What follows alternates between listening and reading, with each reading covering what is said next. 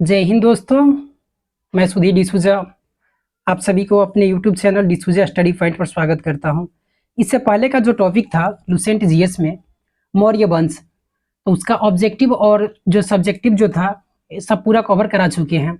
आज जो होगा ये मौर्य उत्तरकालीन जो भी साम्राज्य आया, इसमें जैसे कि शुंग वंश, कनव वंश, सातवाहन, ये इम्पोर्टेंट टॉपिक है। यहाँ से हर एग्जाम में क्वेश्चन हमें देखने को मिलता है। तो आइए शुरू करते हैं। आज का जो टॉपिक है ब्राह्मण साम्राज्य। इससे पहले लुसेंट में 15 टॉपिक कवर करा चुके हैं। तो ब्राह्मण साम्राज्य, शुंग और कनव राजवंश, ध्यान दीजिएगा और एक बार जब देख लीजिएगा वीडियो उसके बाद में खुद से रिवीजन कर लीजिएगा लुसेंट से। तब पुष्यमित्र शुंग, जिसने मगध पर शुंग वंश की नींव डाली, ब्राह्मण जाति का था। शुंग शासकों ने अपनी राजधानी विदिशा में स्थापित की। देखिए यहाँ एक दो लाइन में 3 से 4 क्वेश्चन हमें देखने को मिल रहा है। तो ये क्वेश्चन बीपीएससी में ही पूछा गया था 2018 के करीब में कि शुंग वंश के नींव किसने डाला था। पुष्यमित्र शुंग के द्वारा डाला गया। कहाँ? तो मगध पर।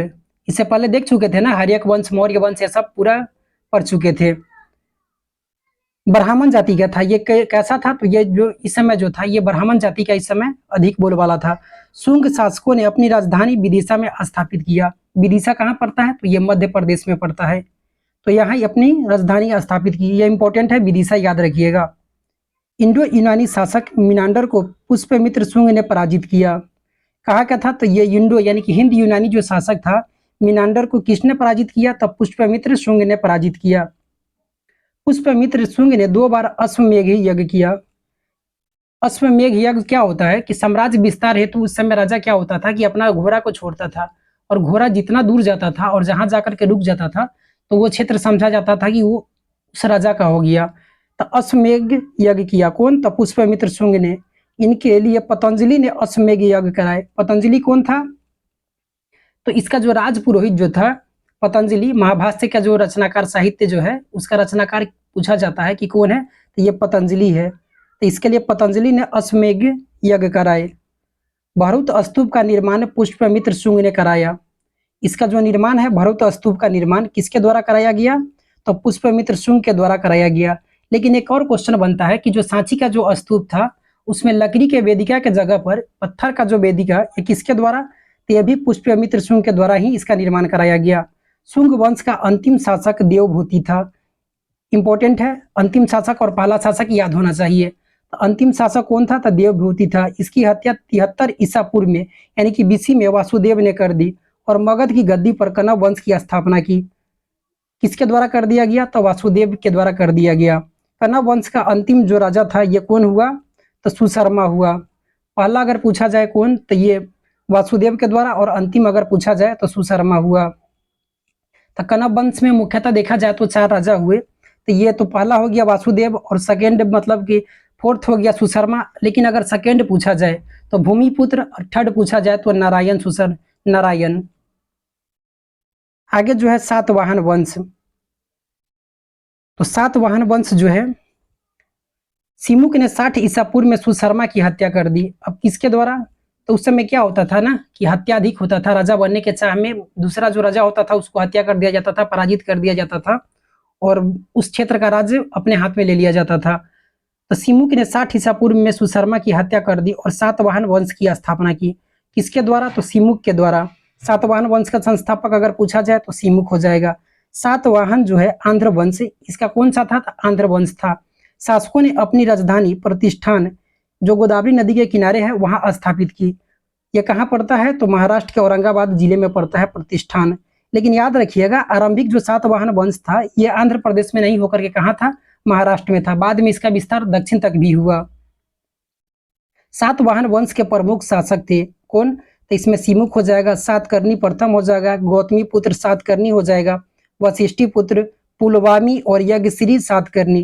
तो इसमें से अगर सबसे प्रतापी अगर राजा पूछा जाए सातवाहन वंश का तो गौतमी पुत्र सातकर्णी हो जाता है। ये मोस्ट इंपॉर्टेंट है।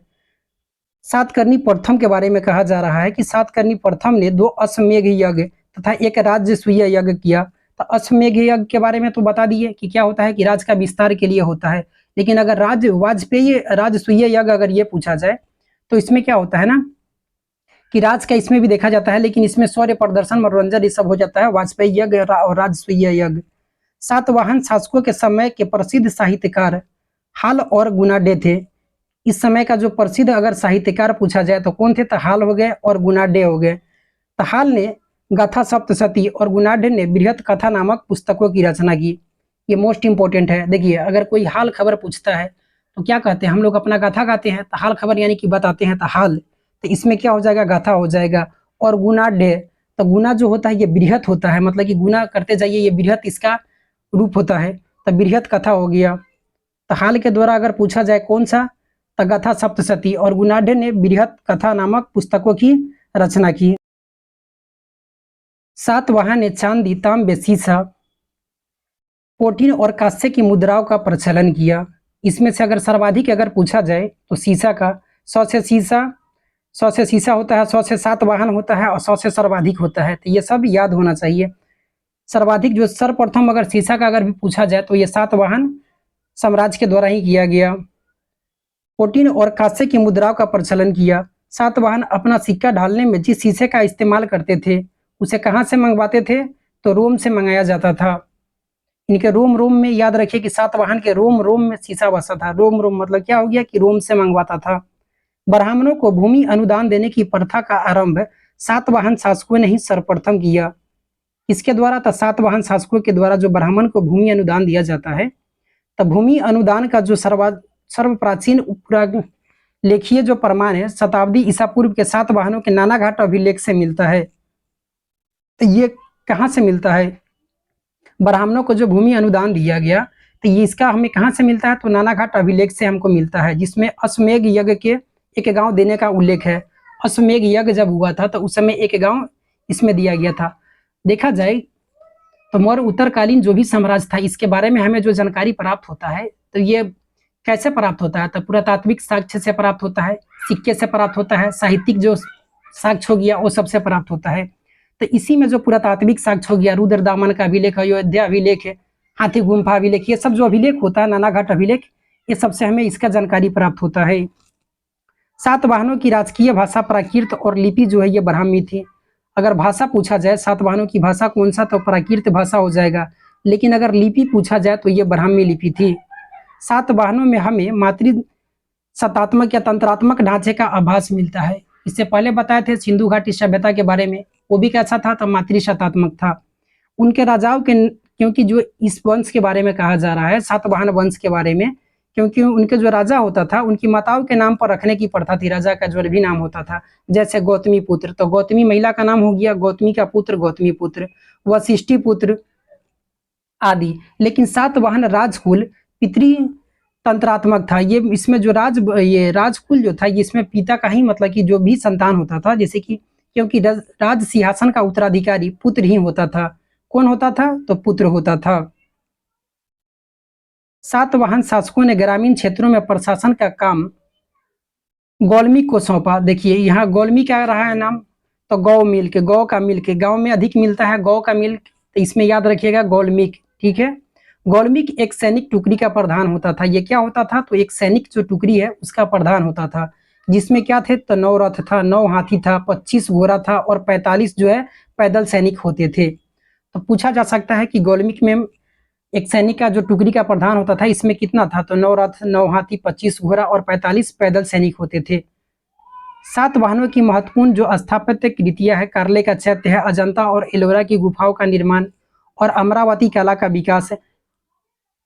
सातकर्णी और अन्य सभी सातवाहन शासक दक्षिणापथ के स्वामी कहे जाते हैं। इसमें क्या होता है कि दक्षिणापथ के स्वामी कहे जाते हैं, लेकिन अगर इसमें से सातकर्णी जो प्रथम है इसको दक्षिणाधिपति कहा जाता है। सातकर्णी को क्या कहा जाता है, तो दक्षिणाधिपति कहा जाता है प्रथम को। सातवाहन राज्य ने उत्तर और दक्षिण भारत के बीच सेतु का काम किया। किसके द्वारा, तो सातवाहनों के द्वारा किया गया। और इसमें जो सबसे महानतम जो शासक था उसका नाम याद रखिएगा, कौन, तो गौतमी पुत्र सातकर्णी। इसका जो उपाधि दिया गया था गौतमी पुत्र सातकर्णी का, त्रिसमुद्र एक जो आता है ना, त्रिसमुद्र तो पितवाहन जो आता है, यानी कि जिसके घोड़े ने 3 मतलब कि सागर का जो पानी पिया हो, समुद्र का पानी पिया हो। ये नासिक अभिलेख से ये सब हमें जानकारी प्राप्त होता है। इसमें गुजरात, सौराष्ट्र और मालवा पर ये अपना अधिकार कर लिया था। कौन, तो गौतमी पुत्र सातकर्णी। आगे जो है कलिंग का चेदी राजवंश, ऐसे याद रखिएगा कहाँ का था, कलिंग का चेदी राजवंश। इसका संस्थापक अगर पूछा जाए तो महामेघवर्मन हो जाता है। कौन हो जाता है? तो महामेघवर्मन, मेघवर्मन याद रखिएगा नाम, ठीक है। अशोक की मृत्यु के उपरांत संभवतः प्रथम शताब्दी ईसा पूर्व में कलिंग में चेदी राजवंश का उदय हुआ। कब? तो अशोक की मृत्यु के उपरांत प्रथम ईसा पूर्व में क्या हुआ ना कि चेदी राजवंश का उदय हुआ कलिंग में। इसकी जानकारी हमें हाथी गुम्फा अभिलेख है जो कहाँ है, तो भुवनेश्वर उड़ीसा राज्य में है, से मिलती है। खारवेल इस वंश का एक प्रतापी राजा था। तो चेदी राजवंश का सबसे अगर प्रतापी के राजा पूछा जाए तो कौन हो जाएगा? तो खारवेल हो जाएगा। इसने चोल, चेर और पांडे राजा को क्या किया था? पराजित किया था। इसका जानकारी हमें कहाँ से मिलता है? तो हाथी गुम्फा अभिलेख। क्वेश्चन पूछा जाता है कि हाथी गुम्फा अभिलेख का संबंध किससे है? तो खारवेल से है। चेदी राजवंश का जो है शासक खारवेल से है। खारवेल जैन धर्म का अनुयायी था। किसका अनुयायी था? तो ये जैन धर्म का अनुयायी था। और उसने जैन मुनियों के लिए उदयगिरी की पहाड़ी में गुफा का निर्माण करवाया था। आगे जो होता है मौर्य उत्तर काल में विदेशी आक्रमण हमें देखने को मिलता है। तो भारत पर आक्रमण करने वाले विदेशी आक्रमणकारियों का क्रम, क्वेश्चन पूछा जाएगा कि मौर्य उत्तरकालीन काल में विदेशी आक्रमण यानी कि मौर्यों के बाद में जो विदेशी आक्रमण हुआ उसका क्रम दिया जाता है। तो हिंद, यूनानी, शक, पल्लव और कुषाण, ये जो नाम इंपॉर्टेंट है इसका क्रम आगे पीछे दे दिया जाएगा और बोला जाएगा इसको कौन सा इसमें राइट आंसर है। पहले शक दे दिया जाएगा, पल्लव, कुषाण कुछ भी दे सकता है। तो इसमें जो राइट आंसर है सबसे पहले हिंद यूनानी है, उसके बाद शक आया, तब पल्लव आया, तब कुषाण आया। ये याद होना चाहिए। सेल्यूकस के द्वारा स्थापित पश्चिमी तथा मध्य एशिया के विशाल साम्राज्य को इसके उत्तराधिकारी एंटियोकस प्रथम ने अक्षुण्ण बनाए रखा, यानी कि ये काफी सुदृढ़ बनाए रखा, ये ठीक ठाक बनाए रखा। जो देखे थे ना सेल्यूकस निकेटर, तो पश्चिमी तथा मध्य के विशाल में एशिया के विशाल साम्राज्य को इसके उत्तराधिकारी कौन थे? एंटियोकस प्रथम। आगे है एंटियोकस द्वितीय के शासनकाल में विद्रोह के फलस्वरूप उसके अनेक प्रांत क्या हो गए कि स्वतंत्र हो गए। एंटियोकस प्रथम के समय में सही सब कुछ सही रहा, लेकिन एंटियोकस द्वितीय के समय क्या हुआ कि उसका अधिक जो प्रांत था ये स्वतंत्र हो गया। बैक्टीरिया के विद्रोह का नेतृत्व, ये सब कहाँ का था? तो यूनानी। तो बैक्टीरिया के विद्रोह का जो नेतृत्व है थियोडोटस प्रथम ने किया। डियोडोटस प्रथम के द्वारा, ये नाम याद होना चाहिए, प्रथम ने किया। भारत पर प्रथम अगर आक्रमण अगर पूछा जाए इस समय उत्तर मौर्य काल के समय में, तो ये इसी का नाम आ जाता है, डियोडोटस प्रथम का नाम आ जाता है। बैक्टीरिया पर डियोडोटस प्रथम के साथ ही इन राजाओं ने क्रमशः शासन किया। डियोडोटस द्वितीय, यूथिडेमस, डेमेट्रियस, मिनांडर, ये इंपॉर्टेंट नाम है मिनांडर का। यूक्रेटाइड्स, एंटी आल्किड्स तथा हर्मिक्स, ये सब इसके बाद में क्या किया कि यहाँ शासन किया। भारत पर सबसे पहले आक्रमण बैक्टीरिया के शासक डेमेट्रियस ने किया। कोई किसके द्वारा किया गया? तो इसी के द्वारा, डेमेट्रियस जो प्रथम है इसके द्वारा भारत पर सबसे पहले आक्रमण किया गया। इसने 190 ईसा पूर्व में भारत पर आक्रमण कर कहा तो अफगानिस्तान, पंजाब और सिंध के बहुत बड़े भाग पर क्या कर लिया? तो अधिकार कर लिया। इसने साकल को अपनी राजधानी बनाया। साकल यानी कि सियालकोट इसको कह सकते हैं, जो पाकिस्तान में है। तो इसको कौन सा राजधानी बनाया? तो सियालकोट या साकल, जो भी ऑप्शन में रहे देख लीजिएगा। इसने साकल को अपनी राजधानी बनाया। कौन? तो डेमेट्रियस प्रथम ने। इसे ही हिंद यूनानी या बैक्टीरियाई यूनानी कहा गया। तो इसे ही क्या कहा गया? हिंद यूनानी या बैक्टीरियाई यूनानी कहा गया। हिंद यूनानी शासकों में सबसे अधिक विख्यात जो रहा ये मिनांडर हुआ। कौन हुआ? तो मिनांडर हुआ। सबसे प्रसिद्ध अगर देखा जाए तो ये मिनांडर हुआ। इसने गंगा यमुना दुआ पर क्या कर लिया था? आक्रमण कर लिया था। और सिकंदर से भी जो अधिक जो बड़ा भूभाग जो इसके द्वारा जीता गया। किसके द्वारा? तो मिनांडर के द्वारा जीता गया। इसकी राजधानी साकल, आधुनिक सियालकोट क्या था? तो शिक्षा का प्रमुख केंद्र था, जो कहाँ है? तो पाकिस्तान में पड़ता है। मिनांडर ने नागसेन, जो नागा अर्जुन इसका कहा जा सकता है, ये बौद्ध धर्म से दीक्षा ली थी। तो बौद्ध भिक्षु जो नागसेन थे इसे क्या लिया? तो बौद्ध धर्म की दीक्षा किसके द्वारा? तो मिनांडर के द्वारा लिया गया। मिनांडर के प्रश्न, और मतलब मिनांडर जो है ये साम्राज्य शासक है, तो इसके द्वारा प्रश्न किया गया। किससे? तो नागसेन से प्रश्न किया गया, बहुत सा प्रश्न किया गया। और उत्तर एक पुस्तक में संग्रहित है। इसका उत्तर किसके द्वारा दिया गया? तो नागा अर्जुन या नागसेन के द्वारा दिया गया, जिसका नाम क्या है? तो मिलिंद पन्हु है, अर्थात मिलिंद के प्रश्न या मिलिंद प्रश्न है। तो इसका रचयिता कौन हो जाएगा? मिलिंद पन्हु के कौन हो जाएंगे? तो नागसेन के द्वारा हो जाएंगे। बौद्ध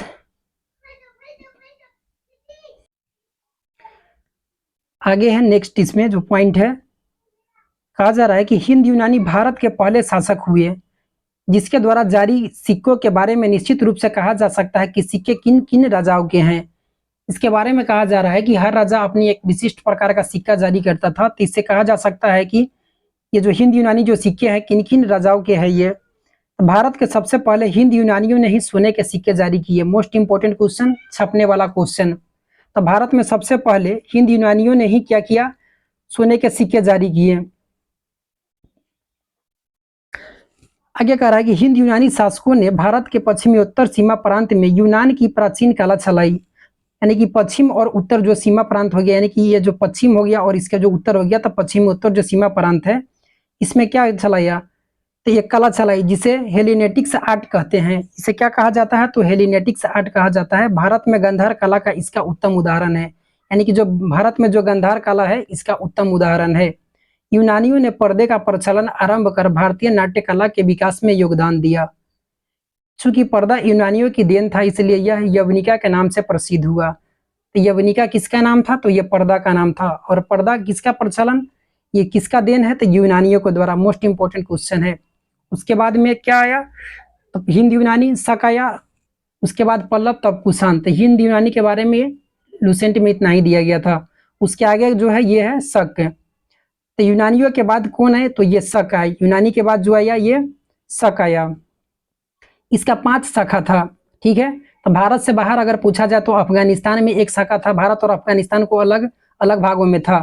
तो ये भारत से बाहर एक अफगानिस्तान में था, पंजाब में था, मथुरा में था, महाराष्ट्र में था, मालवा या मध्य प्रदेश में जो था तो वहां था। पहली शाखा इसका अफगानिस्तान में हो गया जो भारत से बाहर था। दूसरी शाखा पंजाब में हो गया। राजधानी इसका तक्षशिला था। ये मोस्ट इंपोर्टेंट है, इसको याद रखिएगा। शक का जो पल्लव जो दूसरी जो शाखा था पंजाब में, पूछा जाता है कि इसकी राजधानी कहाँ था, तो इसकी राजधानी जो है ये तक्षशिला था। तीसरी शाखा इसका मथुरा में था। चौथी शाखा में पश्चिम भारत में यानी कि महाराष्ट्र में था। और 5वीं जो शाखा था ये ऊपरी दक्कन जो है दक्षिण का क्षेत्र में है, यहाँ पर था। ये प्रभुत्व स्थापित किया। प्रथम शक राजा जो था ये मोह था। कौन था, तो मोह जो है ये प्रथम शक राजा हुए। शक मूलतः मध्य एशिया के निवासी थे और चरागाह की खोज में भारत आए। शक मूलतः कहाँ के थे, तो ये मध्य एशिया के निवासी थे और चरागाह की खोज में भारत आए। 58 ईसा पूर्व में, 58 बीसी में कहा जा रहा है कि ईसा पूर्व में उज्जैन में एक स्थानीय राजा ने शकों को पराजित करके बाहर खदेड़ दिया और विक्रमादित्य की उपाधि धारण की। शकों पर विजय के उपलक्ष्य में 58 ईसा पूर्व में एक नया संबंध थी जिसका नाम क्या है, तो विक्रम संबंध। पूछा जाता है इसका कब स्थापना किया गया, तो 58 ईसा पूर्व में किया गया, बीसी में। इसी समय से विक्रमादित्य एक लोकप्रिय उपाधि बन गई जिसकी संख्या भारतीय इतिहास में 14 तक पहुंच गई। तो ये इंपॉर्टेंट है, विक्रमादित्य जो है इसका उपाधि जो धारण करता था इसका संख्या कितना पहुंच गया, तो 14 तक पहुंच गई। गुप्त सम्राट चंद्रगुप्त द्वितीय सबसे अधिक विख्यात विक्रमादित्य था। सबसे अधिक जो प्रसिद्ध जो हुआ कौन हुआ, तो चंद्रगुप्त द्वितीय हुआ। शकों की अन्य शाखाओं की तुलना में पश्चिम भारत में प्रभुत्व स्थापित करने वाली शाखा ने सबसे लंबे अरसे तक शासन किया। जो पश्चिम में जो किया था ये सबसे लंबे समय तक क्या किया, ये शासन किया। गुजरात में चल रहे समुद्री व्यापार से यह शाखा काफी लाभान्वित हुआ। यानी कि पश्चिम में गुजरात पड़ता है ना, तो यहाँ के आसपास का जो क्षेत्र था तो इसमें काफी लंबे समय तक शासन किया। गुजरात में चल रहे समुद्री व्यापार, यहाँ समुद्री व्यापार से यह शाखा क्या हुआ, काफी लाभान्वित हुआ। और भारी संख्या में चांदी के सिक्के जारी किए गए। भारी संख्या में क्या हुआ, किसके द्वारा चांदी के सिक्के जारी किए गए। शकों का सबसे प्रतापी शासक रुद्रदामन प्रथम हुआ। रुद्र मतलब कि अगर कोई शक किसी पर करता है तो क्या हो जाता है, तो रुद्र हो जाता है, रुद्र धारण कर लेता है, रुद्र उसका दामन। देखिए तो इसमें याद रखिए रुद्रदामन प्रथम, शक रुद्रदामन, ठीक है। तो ये रुद्र हो गया, तो रुद्रदामन प्रथम था सबसे प्रतापी शासक जिसका शासन 130 से लेकर के 150 ईस्वी गुजरात के बड़े भाग पर था। कहाँ था, तो गुजरात पर था। इसने काठियावाड़ जो गुजरात का क्षेत्र पड़ता है कि अर्धशुष्क सुदर्शन झील मौर्य द्वारा निर्मित का जीर्णोद्धार करवाया। किसके द्वारा, तब पूछा जाता है कि सुदर्शन झील का जो जीर्णोद्धार किसके द्वारा किया गया, तो इसका इस पर ध्यान दीजिएगा। तो जीर्णोद्धार जो किया गया ये रुद्रदामन प्रथम के द्वारा किया गया। लेकिन अगर पूछा जाए कि सुदर्शन झील का वर्णन हमें कहाँ से मिलता है, तो जूनागढ़ अभिलेख से हमें प्राप्त होता है। इसका निर्माण कब, तो चंद्रगुप्त के समय जो वहाँ का जो सौराष्ट्र का गवर्नर था पुष्पगुप्त उसके द्वारा कराया गया था। अशोक के समय यहाँ क्या हुआ कि इससे नहरें निकाली गई और रुद्रदामन इसका जीर्णोद्धार करवाएगा। तो ये सब इंपॉर्टेंट है, 3-3 क्वेश्चन अलग हो गया।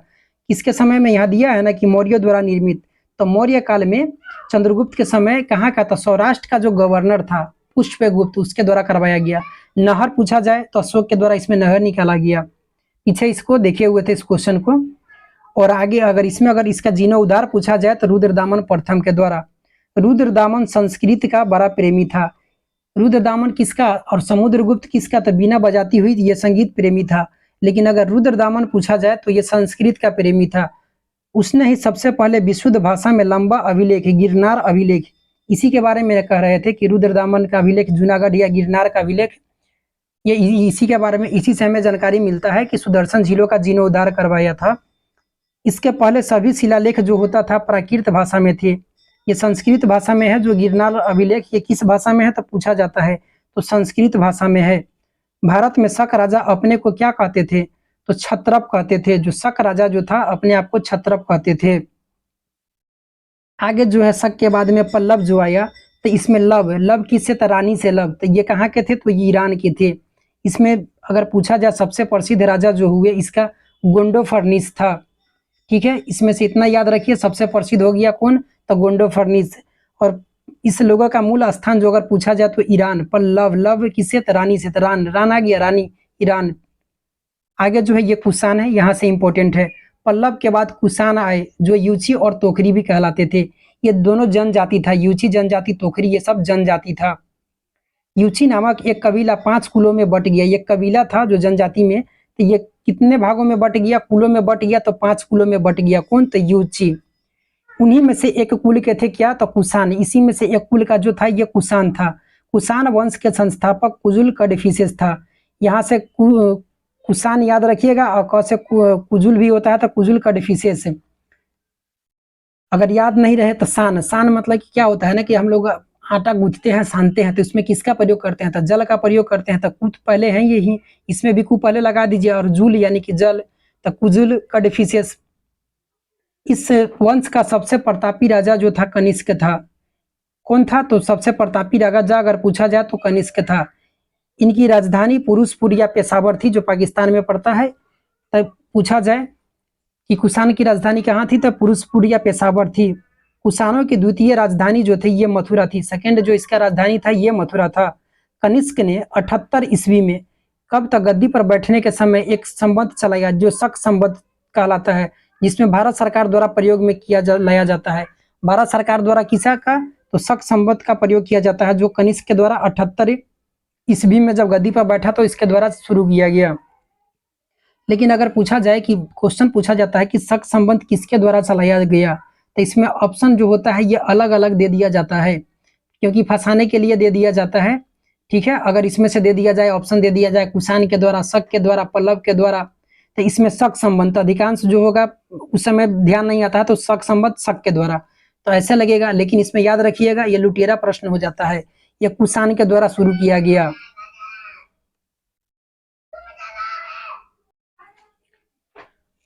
बौद्ध धर्म की चौथी जो होता है संगीति, ये किसके समय, तो कनिष्क के शासन काल में ही कुंडलवन जो कश्मीर में प्रसिद्ध बौद्ध विद्वान जो वसुमित्र जो है इसके अध्यक्षता में हुआ। कनिष्क बौद्ध धर्म का महायान संप्रदाय का अनुयायी था। हीनयान और महायान बताए हुए थे बौद्ध धर्म जब पढ़ा रहे थे कि चौथी संगीति में क्या हुआ था कि यह बट गया हुआ था। प्रथम कहाँ हुआ था बताए थे, रावय पाकू याद रखिएगा, राजगीर, वैशाली, पाटलिपुत्र और कुंडलवन।